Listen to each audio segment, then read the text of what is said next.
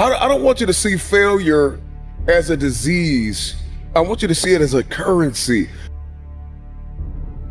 I want you to know that there are lessons that you learn and you gain wisdom in the lesson. You gain a deeper understanding of the power of your future. There are things you will be able to buy in your future with the currency of failure, with the lesson that you learn. Sometimes your life will be in a slump, just like sports. Some of the best shooters can't hit baskets different times in games. They get in a slump. Do they sit on the sideline and say, I just didn't hit a basket today? No, they continue to execute. I suggest to you that if you are facing a challenge, don't stop. Stay busy. Work your plan. Continue to do those things that you know that work for you after you have evaluated yourself in the situation. Continue to move. Stay busy, stay busy, stay busy. I think it's really important, whether you are writing a book or you're starting a restaurant or you're writing a business plan, you have to understand that good ideas take time. And if you are working and toiling away like I was and something doesn't feel right, pay attention to that. And as Brian Tracy said, attempt the impossible in order to improve your work. Think about that for a second. Attempt the impossible just to get better, to try the things that you know are going to fail, things that the world is going to tell you simply cannot be.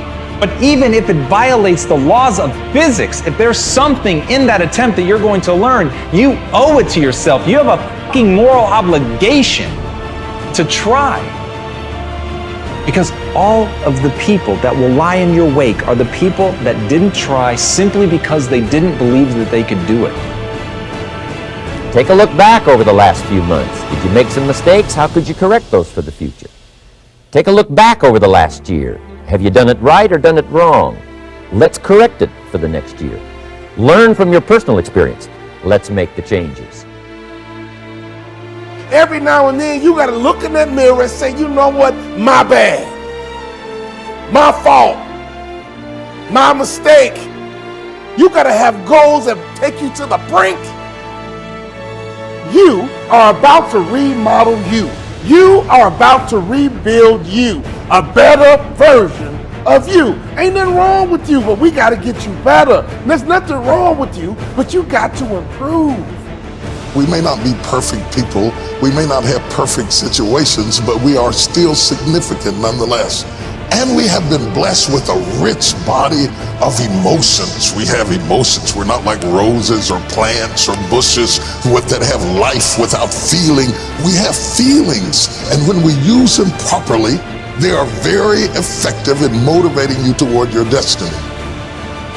If you're willing to put in that effort, if you're willing to transform, if you're willing to change and fight and struggle, you will be rewarded with growth. You'll be rewarded with improvement. You'll be rewarded with the ability to close your eyes, imagine a world, and then open your eyes and make that world come true.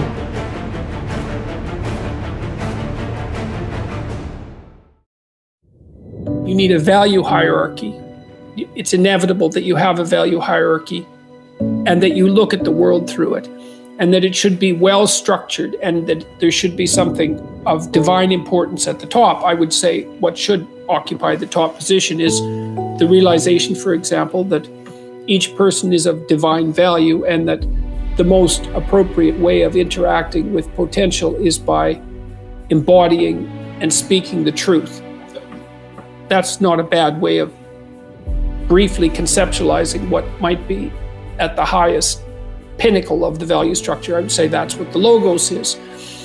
And so the soul is what manifests itself in the choice between different pathways, in the choice between different ways of transforming the potential of the future into the actuality of the present. And it does that by making ethical decisions, by choosing between good and evil at each choice point. And to the degree that it chooses good, then it takes the raw potential of the future and it transforms it into the being of the present that is good. And to the degree that it does that in a manner that's evil and contaminated by malevolence and hatred and vengefulness, then it takes a pathway that corrupts the world and makes things worse. And it's the soul that's doing that, and it's the soul that's responsible for that. And it's also that active part of the soul that's shaping the deeper soul in some sense, which would be something like the cumulative consequence of all those choices, something akin to what people more classically have referred to as character. I want to check in with you as we're coming towards the end of 2022, and whoo, what a year. Now, today is Small Business Saturday, and to all my fellow business owners, I see you and I celebrate you. I know that you may be reevaluating your priorities right now and taking a fresh look at all of the different areas of your life and your business, and now is a good time to do that. Look at every area of your life. Look at every area of your business. I'm here today to ask you, are you ready to build a future that matches the vision of what your 360 abundant life looks like in your head? Because you have a vision in your head, but are you ready to design the life that matches that vision? Are you ready to connect the dots to what you know is possible and what's available out there for you? Are you ready to put the things together? I'm going to give it to you straight, no chaser. Here's the thing.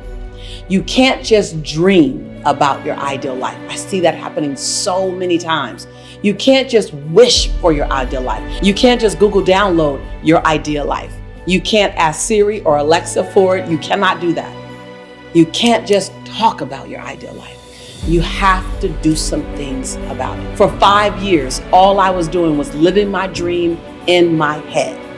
But then I finally realized that if I don't take action, if I don't do something soon, it's just gonna stay in my head. You have to take clear, intentional, consistent action. It's not thoughts that will create your dream life. Though it starts there, it's the action that's gonna get you there. Man, when I figured that out, the more action I'm in, even if I'm in action doing some of the wrong things, I at least realize that they're the wrong things and I can get busy doing the right things. The more you take action, the more you build momentum, the more you build evidence that you can do this thing, even if you don't get it right every step of the way, the more you build evidence for yourself, the more confidence you'll build in yourself. But all you have to do is get into action and then stay in action. And it'll get easier and easier and easier as you continue to take action. The people that I look at that were moving with momentum and now they feel stuck, the common denominator between every single person is that they got out of action.